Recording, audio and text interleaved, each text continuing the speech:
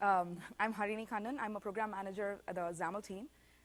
Quite a number of people for a 9 o'clock session at the last day of conference. Thank you for coming. I recently presented this same deck and all the demos here at the Build conference last week. And my colleague Tim Hewer was my co-presenter at that time. So I've kind of taken his deck. He was the guy who presented the deck, and I was the one who did the demos. So now I've taken his deck, and I'm trying to wing it a little bit, and I'm trying to channel Tim as much as possible. I'll try. He's a much better speaker than me.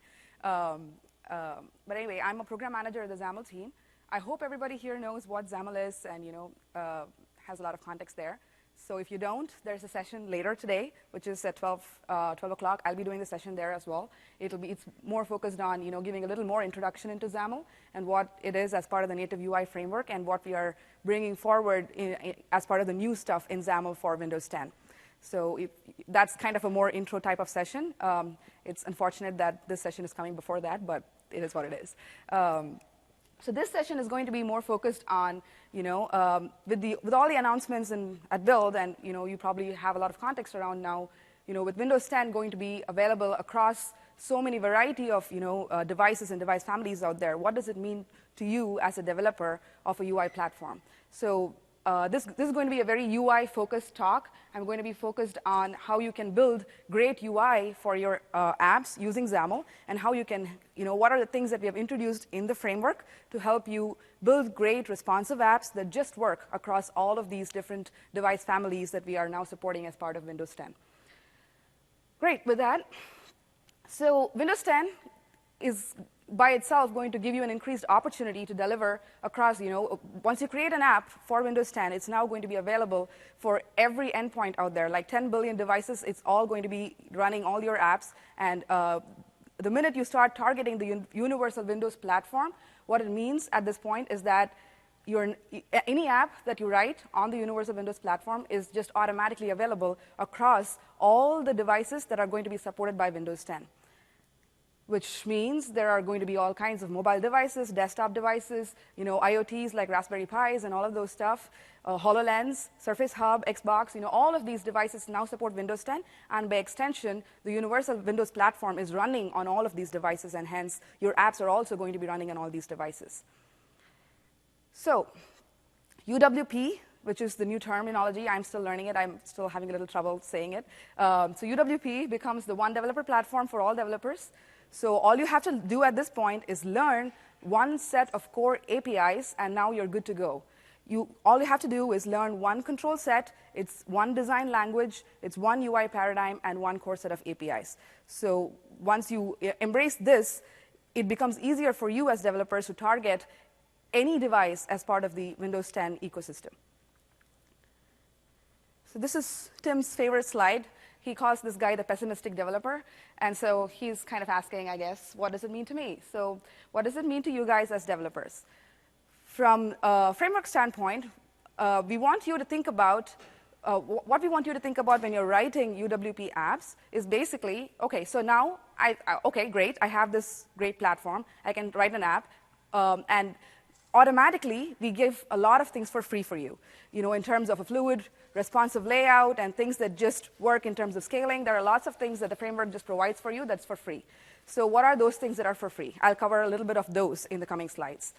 There are some small things that you can do in your apps to actually make them look really good when they are actually being used across all these different device families. So we have enabled, once again, some core features in the framework that help you get to a really good state in terms of your UI when you are trying to scale across these devices.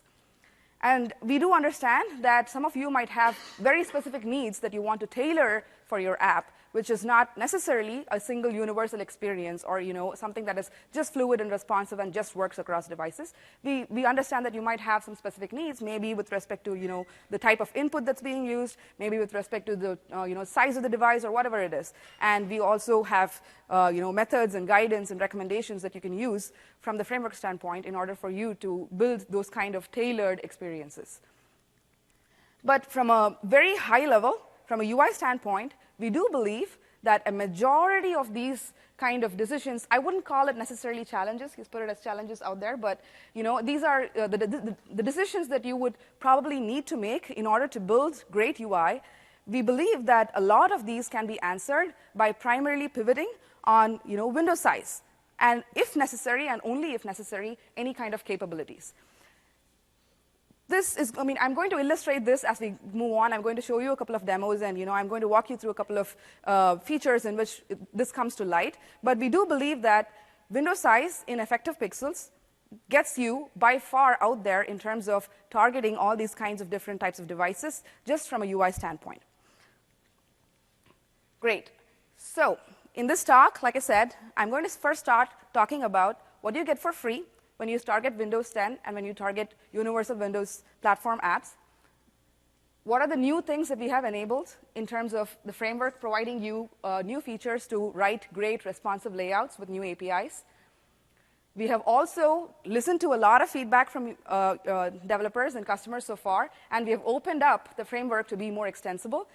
A lot of these APIs that we have introduced, we have taken care to think through and say, OK, what are the extensibility points we can enable here so that people can, OK, we give you a little bit, and then how much further can you take it out there, and how much can the ecosystem contribute? And so we have tried to make sure that we have captured that.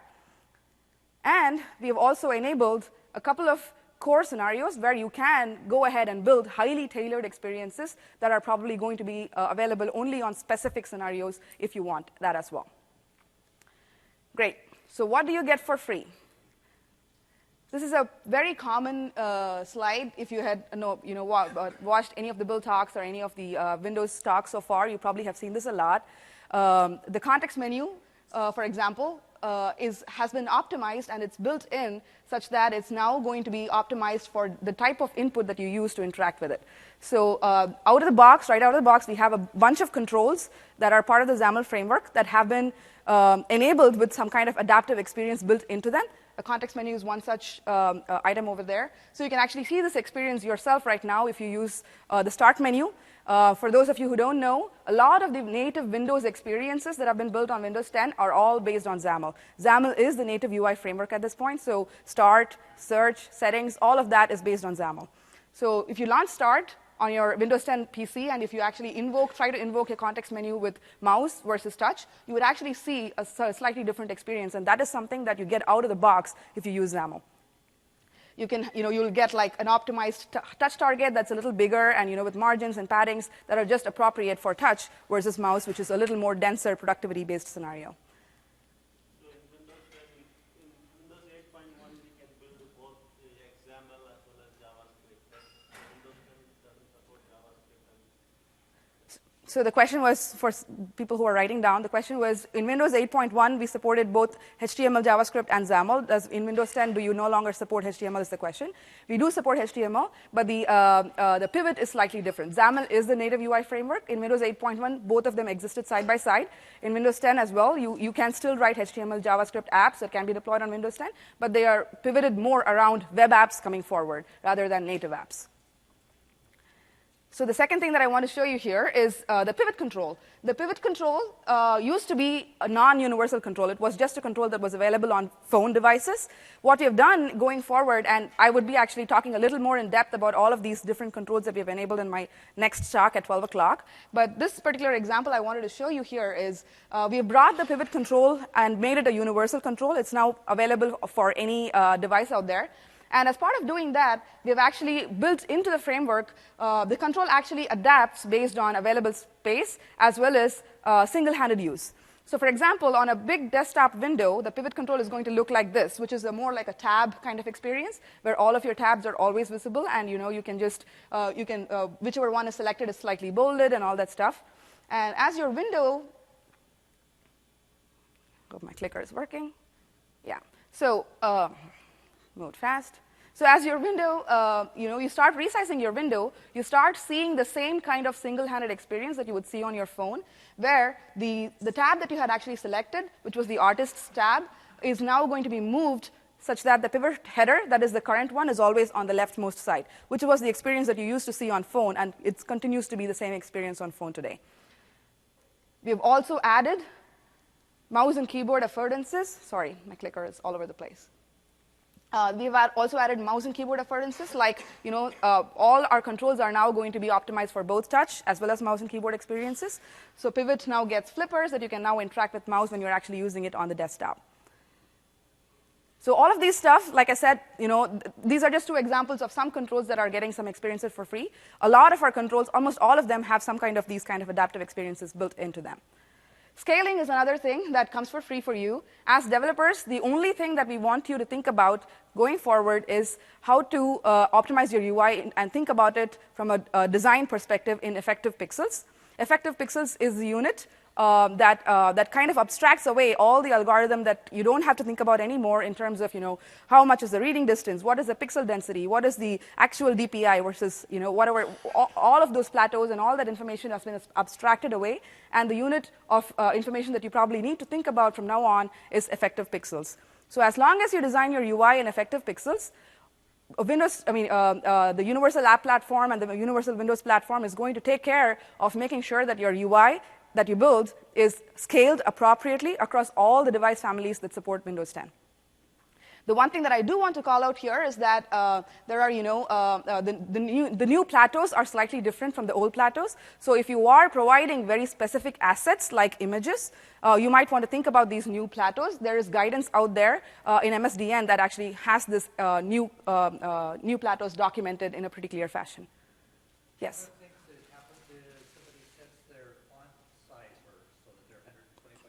Uh-huh. Everything else is still the same, so my sum breaks.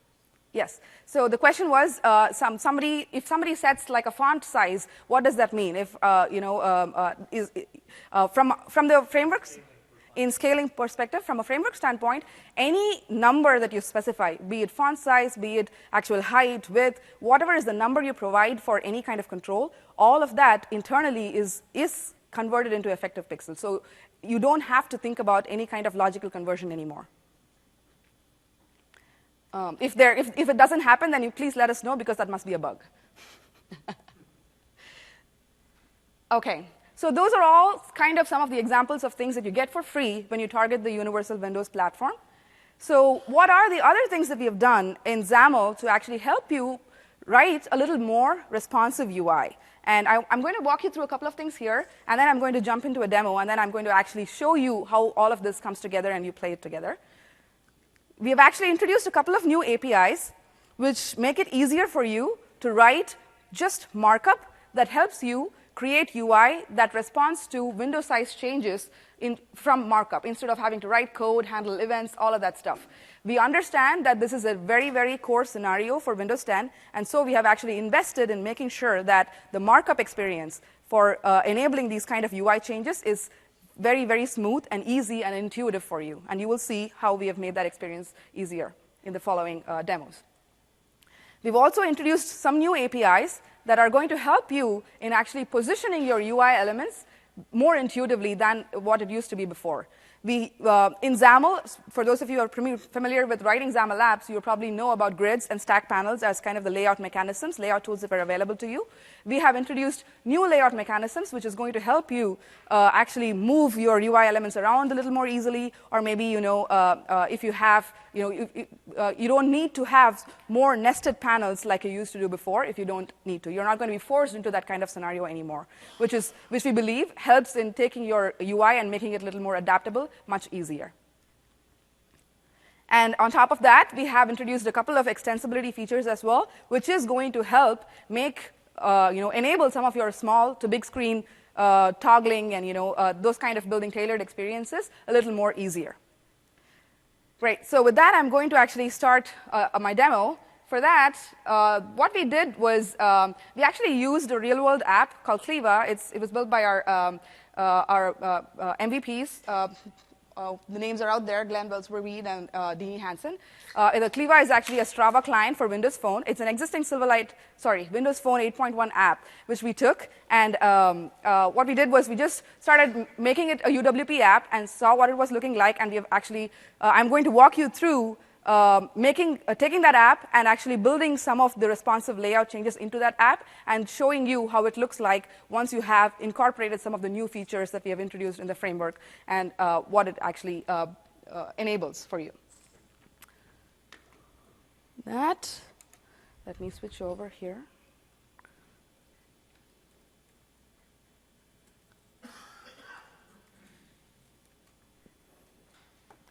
So the first thing I want to show you is actually the app itself and what it looks like once I get this guy running.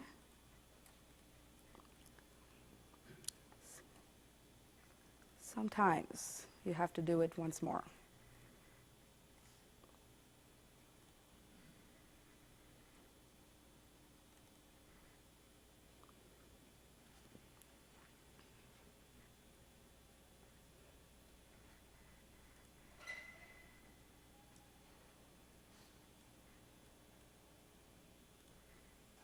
Okay.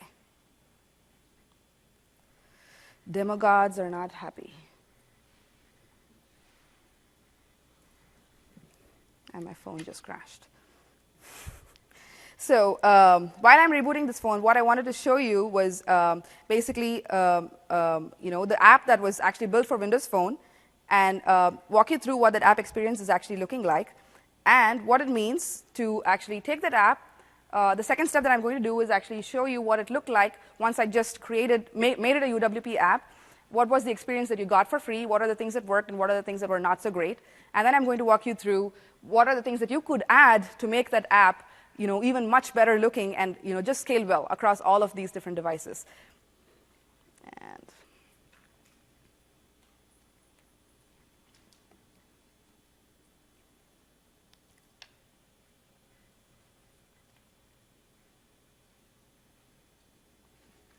while my phone is booting up,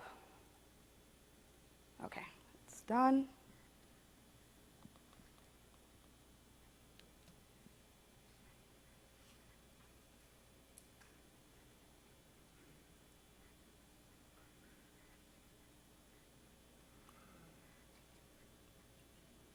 Just taking one more second.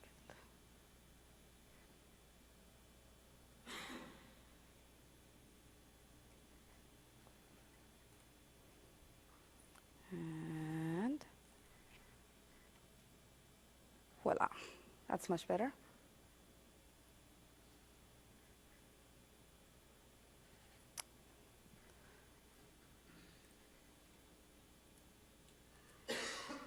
I think the Wi-Fi is being a little flaky.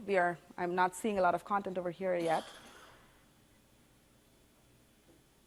But basically, what this app looks like is a lot like this.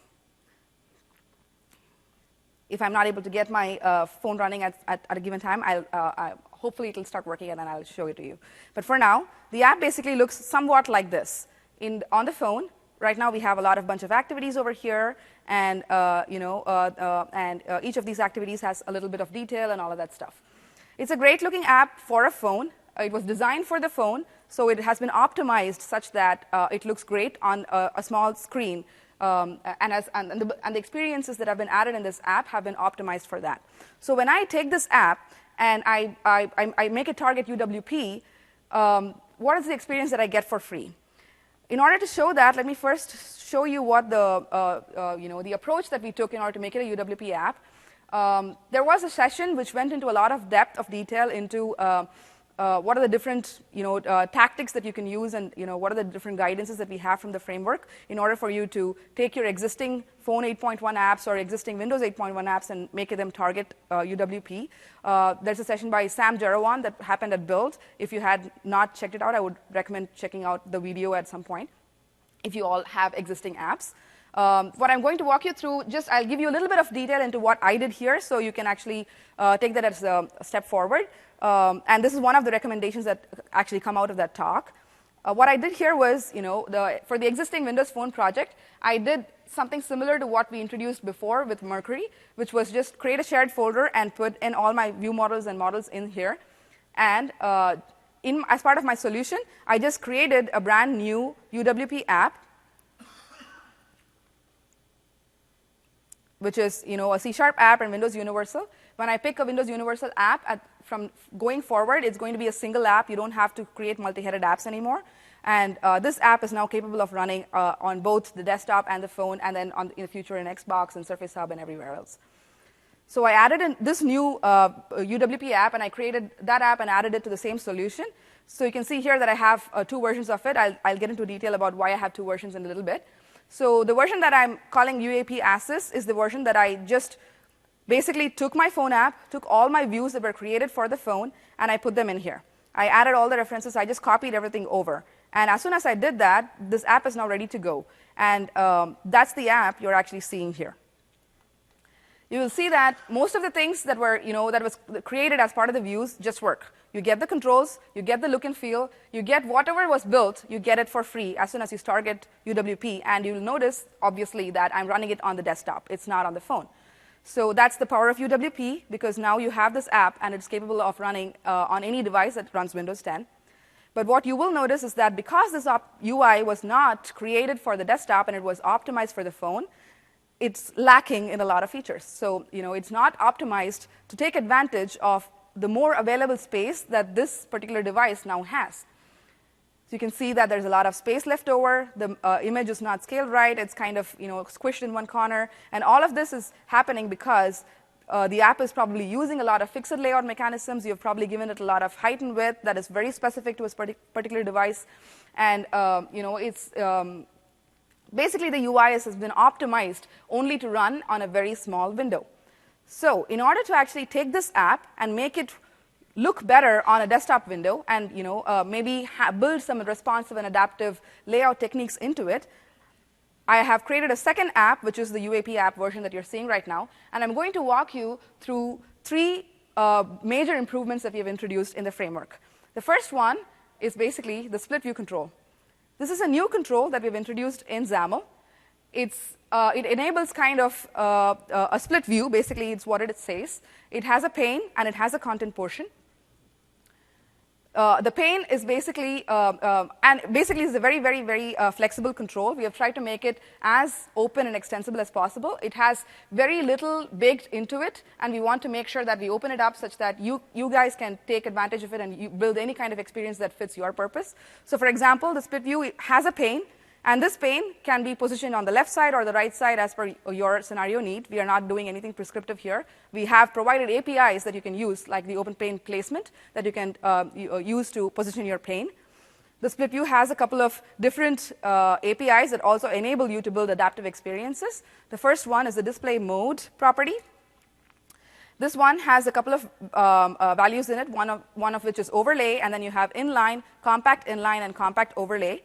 Using these 4 properties, you can actually toggle between the different modes for displaying the pane. The pane can be either fully open, a little bit collapsed, a little bit more data, maybe overlaying on top of the content, and maybe not overlaying on top of the content and being inline.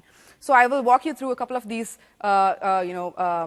properties and show you how to use them in order to build adaptive experiences in a little bit. The pane can also be either open or closed, and you can, as a developer, toggle or set the amount of space that you want your pane to occupy, both the open pane as well as the compact pane. You can set it using the open pane length property and the compact pane length property. So the pane is typically used in scenarios where you want to display some kind of list, and then you want the list to actually drive some kind of detail on your right-hand side content. So using this kind of adaptive navigation pattern, as we try to call it, you are now able to actually merge multiple views inside a single view, and you can actually build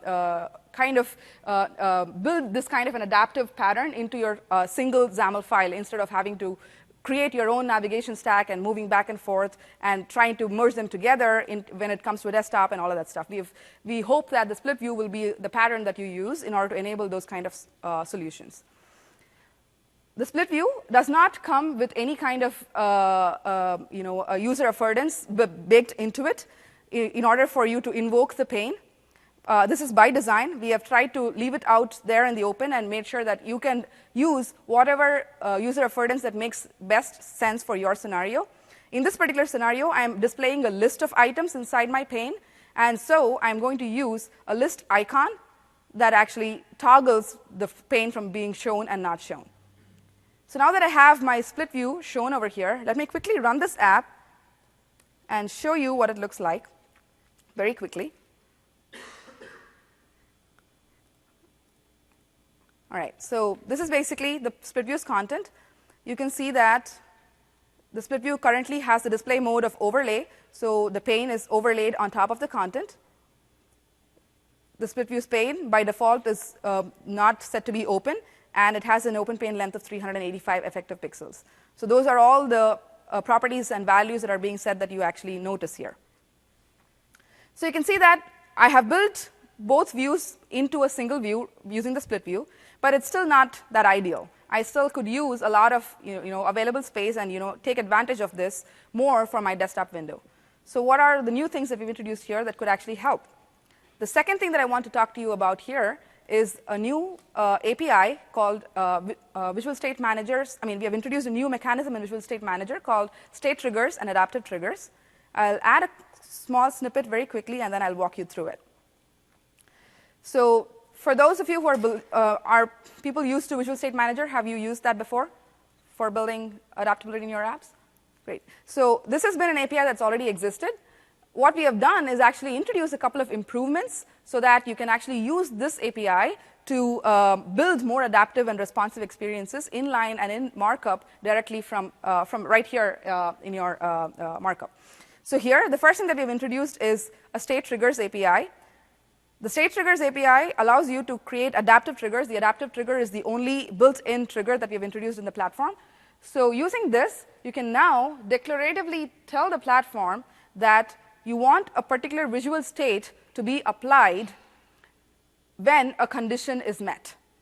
So the adaptive trigger supports window sizes. Like I mentioned before, we believe that from a UI standpoint, most of your adaptability and responsive UI scenarios can be achieved by responding to window size changes. So in order to enable that scenario, we have built in this API into the platform. You can use adaptive trigger to set min window width as well as min window height. These are the two properties that are available to you as part of this trigger. And what this means basically is when I have a condition set like this, it means apply the wide state visual state when the current window width is anything greater than or equal to 720 effective pixels. A window is not just a window on the desktop. A window is a unit of UI that you see on the phone as well. So when I say the window width is anything greater than or equal to 720 effective pixels, I also mean the available screen size over here.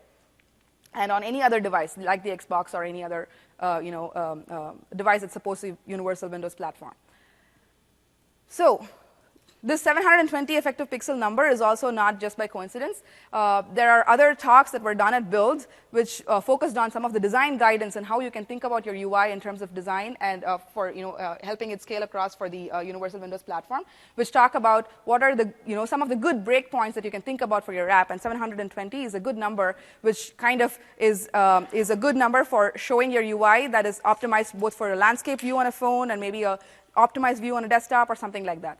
In general, we prefer that you use your scenario and your content to drive this kind of breakpoint.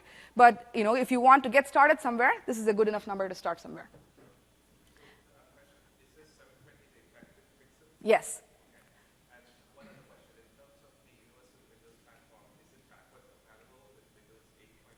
So if I am targeting devices which are Windows 8 desktop devices, Yes. Are you asking in terms of the effective pixel numbers? No, in terms of the applications, the UWP applications. So the question was, are the UWP applications going to be backward compatible with Windows 8 and 8.1 devices? Unfortunately, that would not be the case because this is a Universal Windows application. So you would have to upgrade to Windows 10 in order to actually see these applications in action. But what we have done is some of the improvements that we have done in the platform, some of those that are kind of intrinsic and built in, those will light up for you behind the scenes. But some of these APIs that we have introduced in that are new for Universal Windows platform, that won't be available for you in Windows 8 and 8.1 apps. What happens if you install and run it on 8?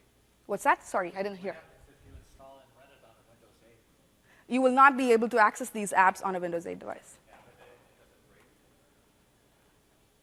I mean, you need to have your device upgraded to Windows 10 in order to even access these apps and access these APIs anyway. Yeah. Great. So this is a new adaptive trigger, like I just talked about. The second thing that I want you to notice here is the second API that we've introduced, which is the setter statements. These setter statements are the same setters that you use inside Style, but we've made sure that you can now use it inside Visual State as well in order to actually be easily able to set discrete property changes in markup. Previously, the only way you could change properties in markup using Visual State was to use storyboards and write really verbose animations and storyboards and animations basically. Even if you wanted to just set change the property of some element in a discrete way. So in order to avoid that and in order to make it a little easier for you to target some of these properties and actually change them, we have enabled you to use setters inside of Visual State, and we have added a new property to setter called target, which you can now use to very simply state and say, for this target element and this property, I want to set this value when this Visual State is being applied. This is kind of what it means. So in a very simple way, we have enabled you to create responsive layouts inside of markup, and you don't have to write any code in order to do this. So previously, you would have probably had to write, handle the window size changed events inside of each and every one of your pages. You probably had to, have this logic somewhere written there, and then you had to probably switch to different storyboards and animations when those states applied. So in order to avoid all of that hassle and make it a little easier for you and just do it from markup, we have introduced these APIs over here for you. So before I actually run this app and show you this particular setters and triggers taking effect, I want to add one more, the third feature that we've introduced, and I want to show you how it works, and then I will show you how it all comes together. The third API that we have used, that we have introduced, that we believe will make it easier for you to actually create adaptable layout, and if you want to move your elements around, make it a little easier for you, and eliminate the need for nested panels, is a new panel called relative layout. In order to walk you through that scenario, I'm actually going to go into the activity item control over here. This control is basically each of these units, each of these elements inside the item template. I have abstracted that away and put it inside a user control, and that's what this is. So this activity item control is the item control that I'm displaying inside the split views content. Sorry, the split views list. So each of these list items is going to have the activity item control added to it as part of the item list. So in this control, you can see that, let me show you the UI.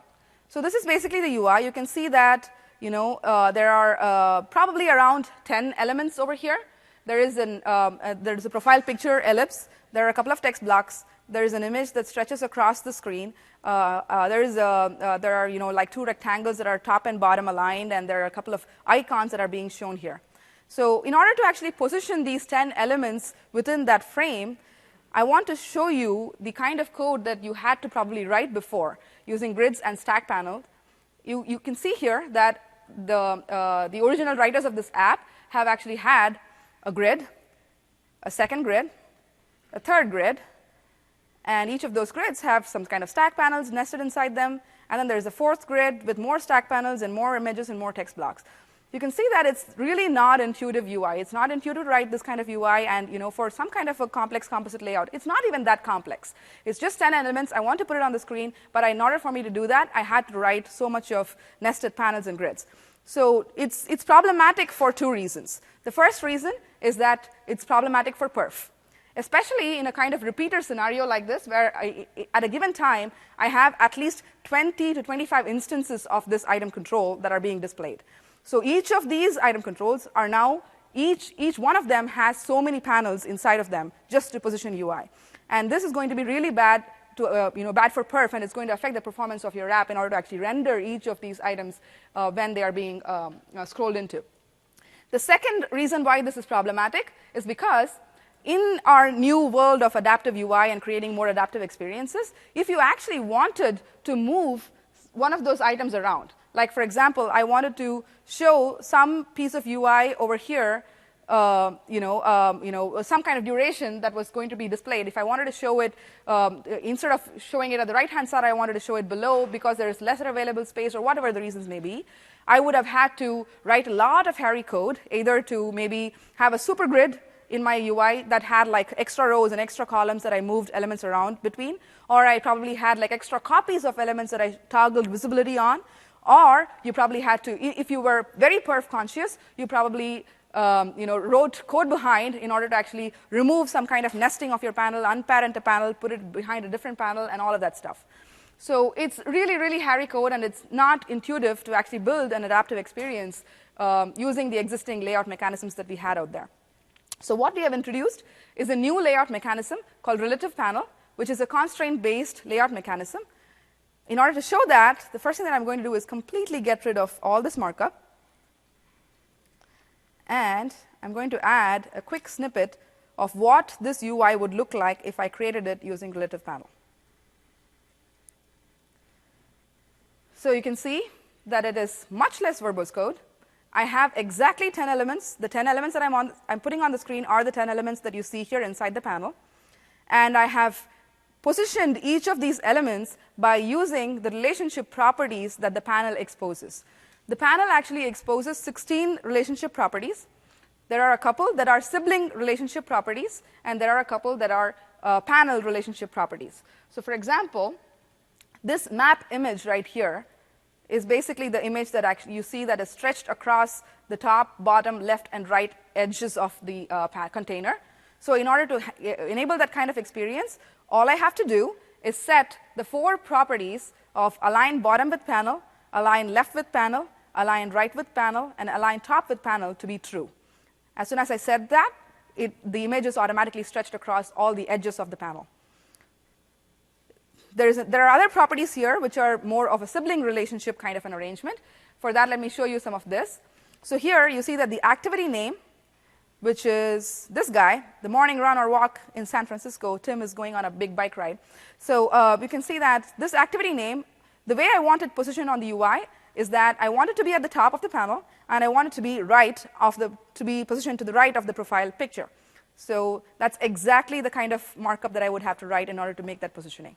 I should say align top with panel equals true, and I say relative panel dot right off profile pic. And as soon as I put this kind of markup in there, it's just a more natural and intuitive way to actually create layout for you.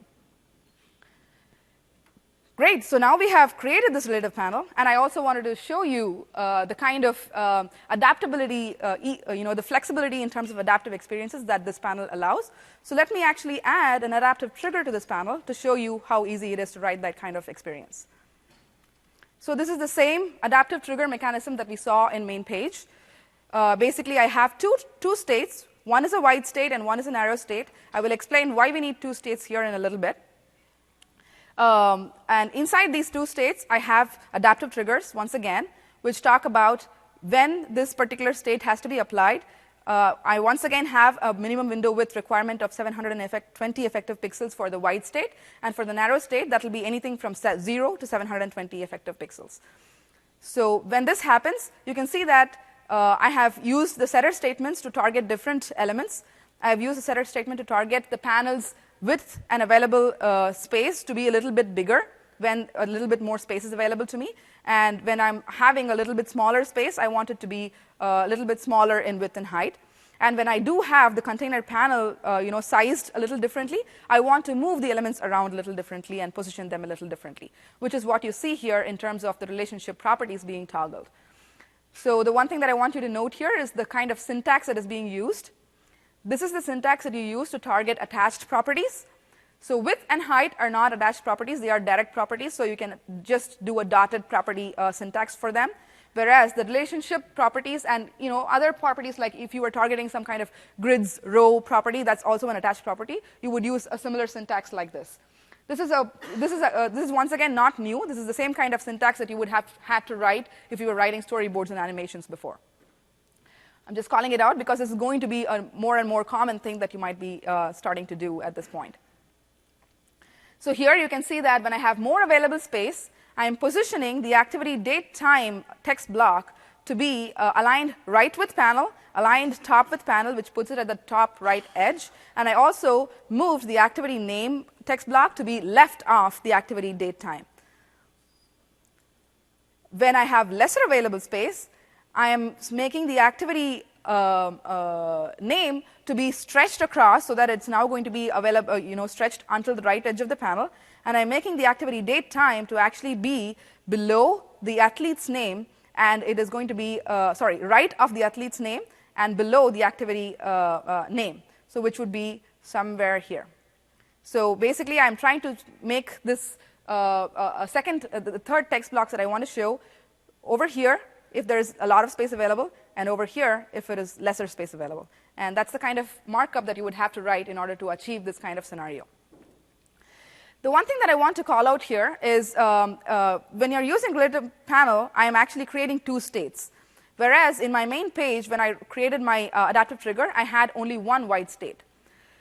The reason is that over here, basically Visual State Manager has this property where if a visual state no longer applies, if the conditions that were created for that visual state are no longer true, the properties and values that were set in that state will automatically be unapplied for you, and we would default to the default markup.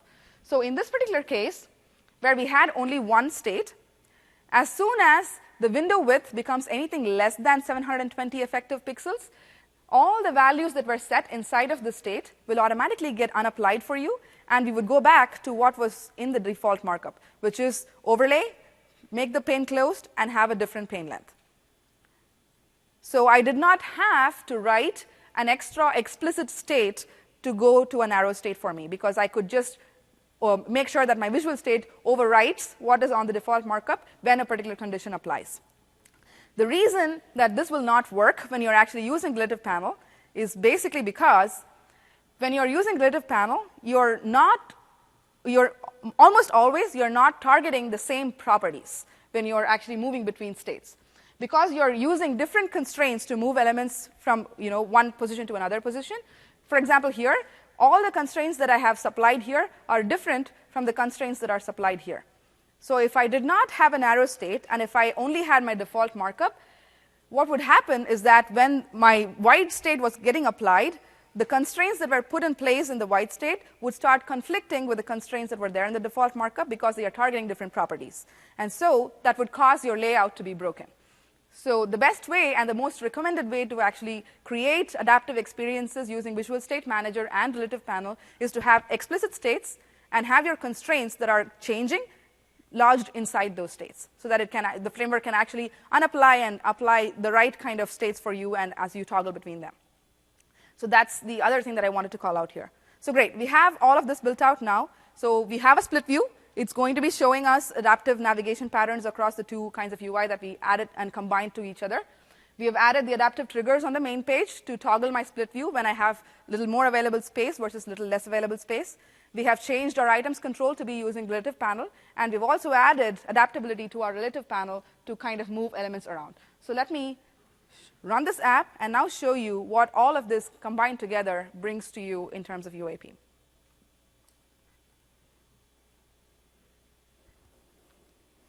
Build started. It's easier said than done.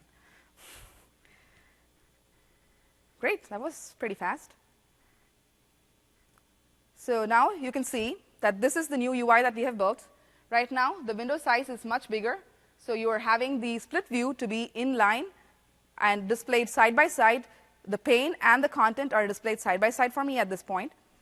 The pane has a much bigger width and height because there is more available space.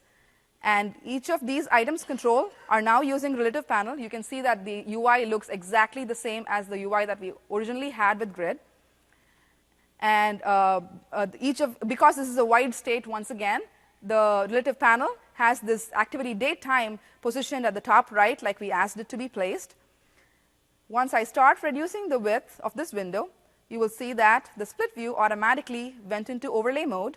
The split view pane's width reduced to accommodate for the lesser available space.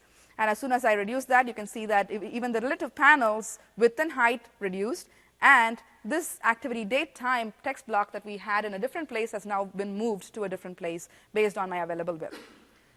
Before I move on, I want to show you that this is actually a UAP app, and hopefully my phone will work at this point, because I want to deploy it to my phone and show you what it looks like on my phone.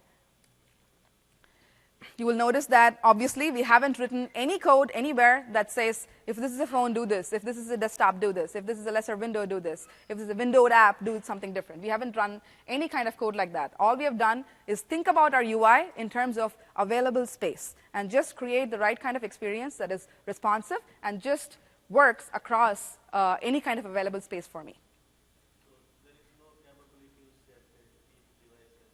There are still capabilities. So for example, let me quickly finish this demo and I'll get back to that question. Great. So now my phone is actually working. So you will see that I'm seeing my details on my phone, which is the exact same details that I saw here. The split view is on overlay mode, which is what I would expect to see on the phone. As soon as I select something, I see the details as I would expect to see it once again. And each of these items are optimized to take advantage of the available space on my phone in portrait mode. And once again, this was because it was a UWP app, you got all of this experience for free once you built it once, and you thought about your UI in terms of effective pixels. So the question that somebody had here was, sorry, can you repeat the question? The capabilities for the different devices. Okay. So the question was, what if there are different capabilities? I mean, are there any different capabilities across devices? Absolutely. There are different capabilities across devices. For example, this phone is going to be able to have the capability to vibrate. It has the capability to probably have a GPS chip. My desktop probably doesn't have a GPS chip. You know, there are different things over there, which is why and it is absolutely, valid that you might have scenarios that are targeting some of those capabilities. And I will walk you through in my coming slides what it means to take advantage of our existing APIs and look for those capabilities and actually build those experiences out for you. But in general, we believe that you would get most of the experiences if you start looking at your UI in terms of window sizes, and then tailor your experiences based on any capabilities if you need, if there's a scenario need. We don't want you to start thinking as devices in capabilities for your UI at least. Uh-huh. Then the devices, the camera is totally different than what we have, phone and other things. Yep. So how that behaves within the application. So once again, even with, HoloLens is, deploying a UWP app is now possible with HoloLens, and it's going to look and feel the same way based on how much space that is available to you that is being projected and how big a window that is being projected. Even in the HoloLens, if you've seen the videos, you can actually make it a bigger window or a smaller window and resize it and, project it a little far away and all of that stuff. And right now, UWP apps will be 2D on HoloLens as well. So at this point, it's still going to be about how much available space is there for you. And of course, you will have capabilities, and at that point, if you want to tailor something very specific on your app for HoloLens, you can absolutely do that. We have APIs that allow you to do that as well. Great, so that was my big demo, first demo. Let me go back to my slides so I can continue where I left off.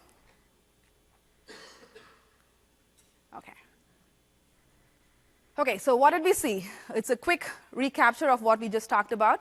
We talked about the new visual state triggers, which now have adaptive triggers. You can now very declaratively and intuitively just tell the framework in markup that you want a particular visual state to be applied when a condition has been met. Visual state triggers can be thought of as the media queries equivalent for XAML. We have tried to make it as easy as possible for you to write this. Basically, they respond to a condition and basically goes to that state. Previously, you could have done this by handling your window size changed events in your code behind and calling visual state manager.go-to-state and invoking that particular state. What you've done is basically take that away from you and make it automatic. The built-in trigger that we have today is only adaptive trigger, and the adaptive trigger adapts based on window size in height and width. The setters are obviously a much more readable and easier way to actually create discrete property changes.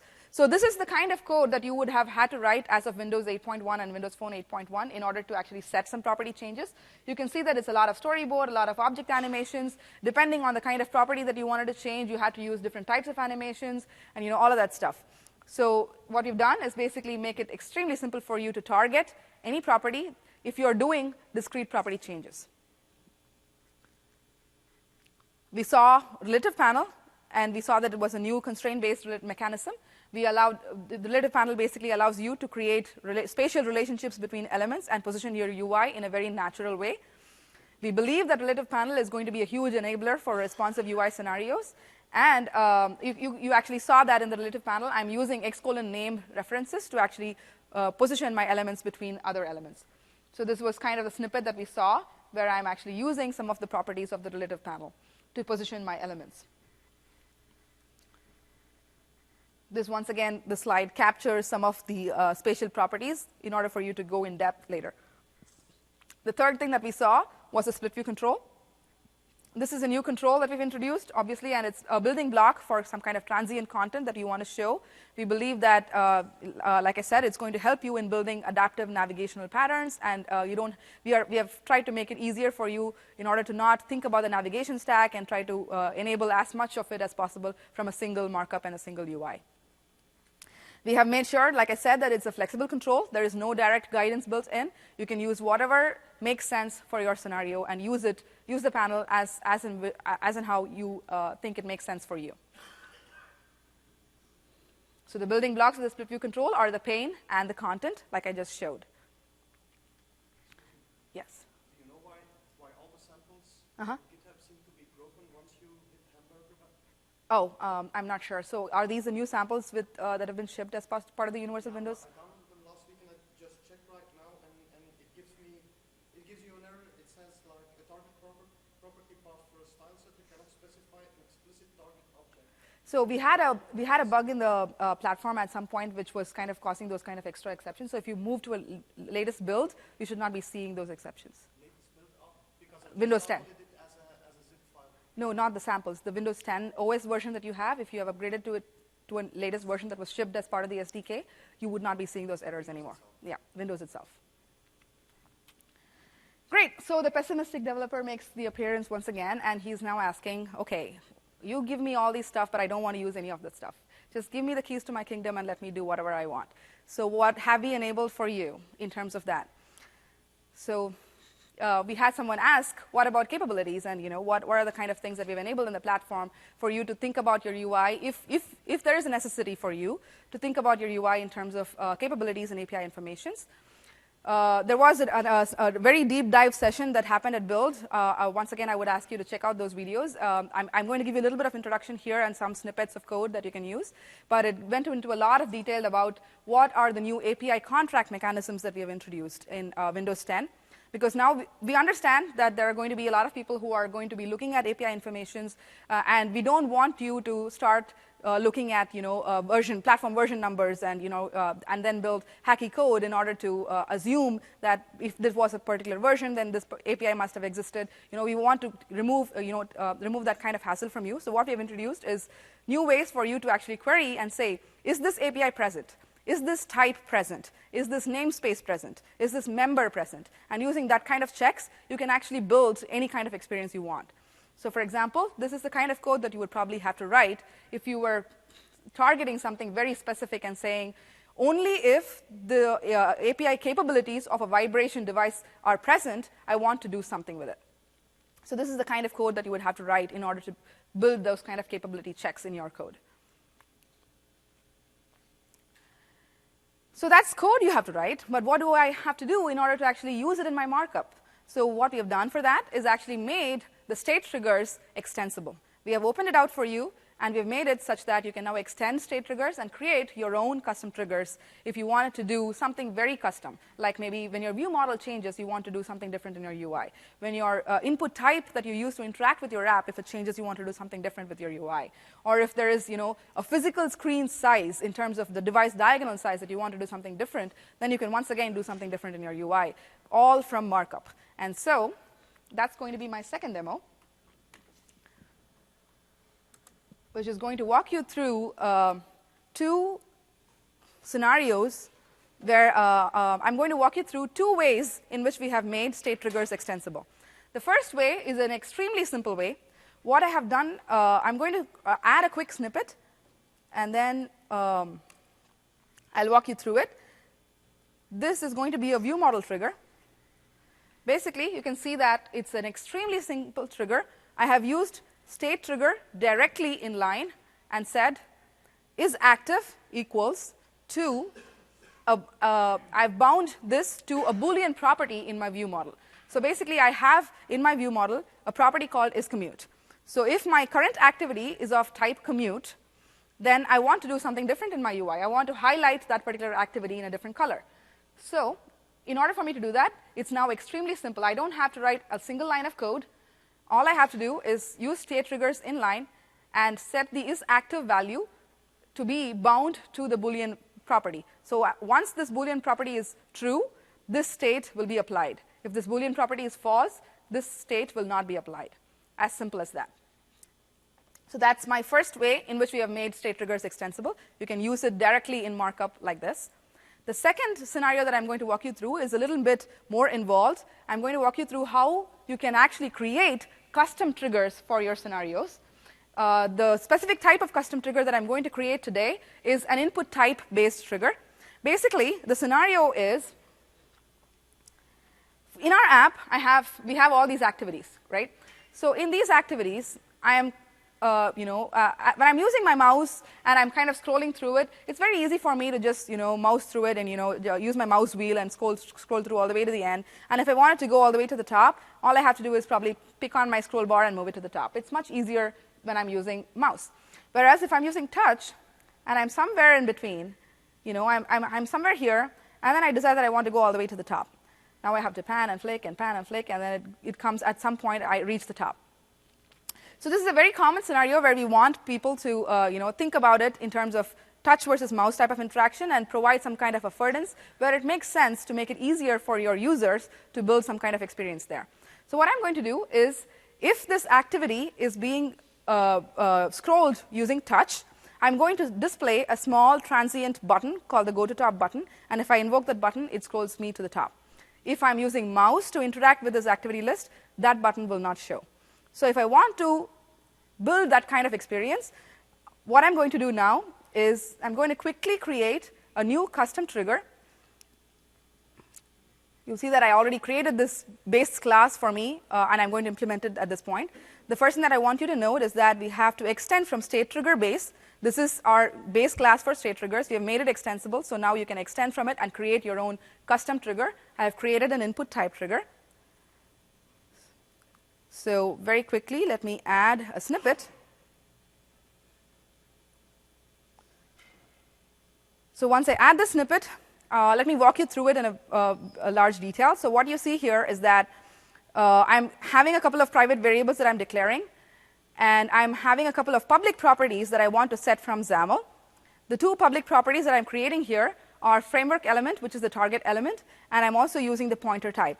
So basically, I'm saying the things that I need to know from XAML are what is the element that is being interacted with, and what is the pointer type that I want to respond to for this particular visual state. So for that, I'm using an inbuilt enum that we already have, which is the pointer device type enum.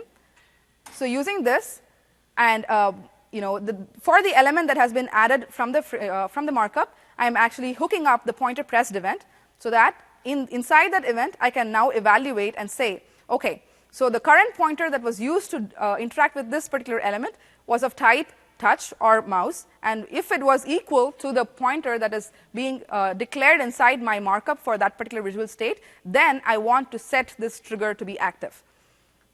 So the thing that I want to notice is that you have to use the setActive method in order to inform the framework when to apply this custom trigger. So by returning a Boolean value here, you're now telling the framework, if this particular value is true, apply this trigger. If this particular value is false, unapply this trigger. So this is the kind of code you would have to write in order to create your own kind of custom triggers. The way you would use it in markup is, I go back to my main page. I'm going to quickly, over here, I'm going to quickly add my trigger that I just created. As you can see, I've created a new group, and I've added triggers is my namespace that I've created that particular value in, and I'm using it like I would use any kind of user control. I'm just saying the input type trigger, which was a new class that we had. The two properties that we created, which are target element and pointer type, are being set here. I'm using the new x:bind syntax. This is the new binding feature that we have introduced, which is an improvement to our existing binding feature. There was a very detailed talk at Build, once again, by Sam Spencer, which went into a lot of detail. I will be talking a little bit more in depth about this in my 12 o'clock session once again. So I'm using this feature to actually bind to the activity list by element name syntax. And I'm saying that the element that I'm interested in is the activity list, and I want this particular trigger to be active if the pointer type is touch. You will see that I'm using multiple trigger statements in line like this. This is basically the way you create OR syntax within your triggers. So what this means is that if the current input type that is used to interact with my activity list is touch or pen, this visual state should be active. That's what this particular trigger statement is going to mean. So inside that, I am now going to have a setter statement that basically sets the go to top button's visibility to be visible based on whether it was touch or pen. You will notice that I'm also having a storyboard in here, which is perfectly valid and allowed. I want to have a storyboard in here because I do want to have an animation sometimes. Sometimes it's not just a discrete property change. I really want that when my button becomes visible, I don't want it to just become visible. I want it to be displayed with a little bit of an animation, and it can be shown with maybe having an opacity that changes in value in a little bit. So that's the kind of scenario that I'm enabling here. And we have enabled it in such a way that you can use storyboards as well as visual state setters both together inside a Visual State Manager. So you can have animations. If you don't want animations, you can use setters for discrete property changes. You can use both.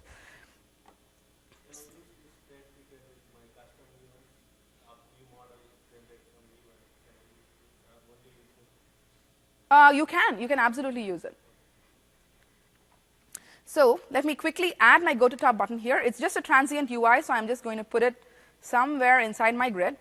So it's just a simple button. It has a kind of image that shows some kind of go to top behavior.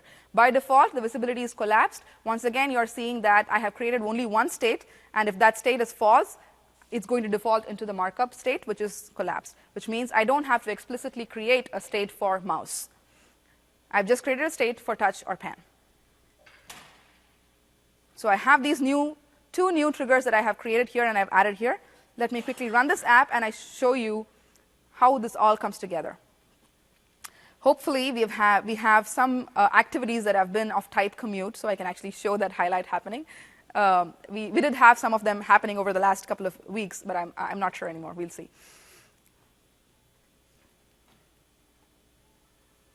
Oh, it's showing on my phone because that's where I launched it.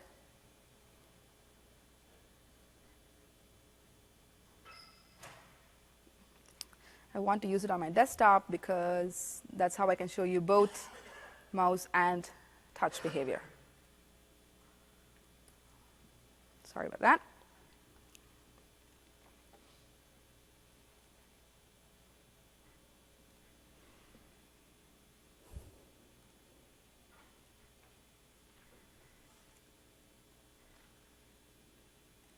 Excellent. So you can see that there are a couple of activities that are of type commute here, which are highlighted in a little light green. The activities that are not of type commute are not highlighted. So you can see that the view model trigger is taking effect. And you will notice that because I'm interacting with this list in mouse, I don't see any of the go to top button that is being shown. The minute I start interacting with mouse, you will notice that button over here, that's the go to top button that's being shown, which was what the trigger that I wrote it for. The minute I start interacting with the list with mouse, the go to top button goes away once again. So that's my two custom triggers taking effect in my app. So with that, we come to my last demo, and I'm going to quickly walk through the rest of my slides. So this is once again a quick recap. For my custom triggers, when you're trying to implement your own custom trigger, the two things that you want to make sure of is extend from state trigger base and use the setActive method to indicate to the framework when to apply that trigger. In order to use it, you use it like a simple base class, and you just use it inline in your markup to create these kind of custom triggers. So you define the logic. You can combine any kind of triggers you want. You can create AND syntax. You can create OR syntax using triggers any way you want. We have some samples out there, like somebody here mentioned.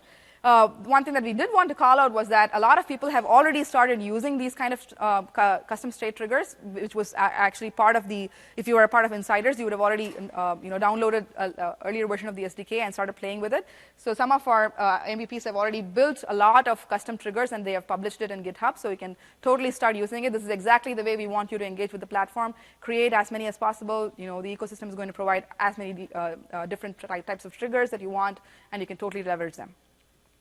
So to recap and to reiterate the simple point that from a UI standpoint, we do believe that most of your adaptive scenarios are going to be enabled, and most of these decisions can be made using window size, and if necessary, sometimes some kind of capabilities like the input types, or even some kind of vibration device, or whatever it is that you may need. And if you are going to need to tailor your experiences, maybe you are a custom control developer and you want to build some kind of custom control the way we have built some of these adaptive experiences into our controls if you want to build them, and you might want to think about leveraging some of the other APIs that we don't publicize as much, which is like the user interaction mode and the continuum. You want to optimize something for continuum, then sure, there are all these APIs available for you. So you use these APIs and create custom triggers, and you totally leverage them to create those kind of tailored experiences for you. We just don't believe that in order to get started, you don't need to go there if you don't want to. So if API information is not sufficient in any case, please let us know using the feedback tool. We would like to know. Basically, we want to eliminate as much as possible the need for you to ask the question, what if I was a phone? What if I was, what if I wanted to use a platform version number? Those kind of questions we don't believe make sense anymore. We believe that you want to use as much as possible, go down to the core scenario that is driving that question, and there will be an answer for that question in terms of an API. But for some cases, like at some point you might just want to know what the device is, maybe for Xbox or maybe for Surface Hub. And in that case, there are APIs out there. And we also have these kind of device family type of MRT setup, which we've always had this, where XAML is just a resource. So you can use the modern resource technology to pick up the appropriate resource based on the way you declare it. So you can have device family declarations, and your resource will automatically get picked up as well. If you do want to tailor your view, and you are, if you find yourself in a spot where you're not able to build a responsive experience within a single view, and you just want different views because of whatever reasons. For example, one of the reasons is sometimes you want to build an UI that is extremely optimized for single-handed use, and something that is very different when it is a productivity-based environment. And we do recognize that there are scenarios for that. In those scenarios, please create unique views wherever it's needed, and you can load them as appropriate based on your scenario. For example, the one that's shown here is two main pages. One is a main page optimized for one-handed use, and the other one is a main page that's more of a productivity-based environment. So if you have something like that, you can totally have logic in your app.xaml, have two different pages, and just load the one that is appropriate for you. And within each of those pages, you can totally build responsive experiences as well. So this is kind of showing that kind of experience in action, where I'm having some kind of a pivot type of experience inside my phone for a single-handed use, whereas on my desktop, I want like a nice split view and inline, and different types of content, commands at the top, commands at the bottom. If you want lots of drastic different changes like this, you can totally use multiple views and use the right one appropriately at startup. There are samples in GitHub for some of these as well. Great. With that, I've come to the end of my talk. So the call to action for you is please migrate to UWP and start leveraging some of these new features. We believe that with UWP, you have a far greater opportunity out there to take your apps to far more devices. All devices that are now going to support Windows 10 are now capable of running your apps. You can totally take advantage of that. Leverage Visual Studio to create previews. You can actually, if you don't have access to some of these devices, Visual Studio provides a lot of previews where you can just see what your experience would look like in the design experience. And you can use some of those emulators and all of that stuff to actually see what your app would look like in different screens and optimize for that. Think first about window size, use triggers, use relative panel, build responsive and adaptive experiences, and do give us feedback. And we are listening.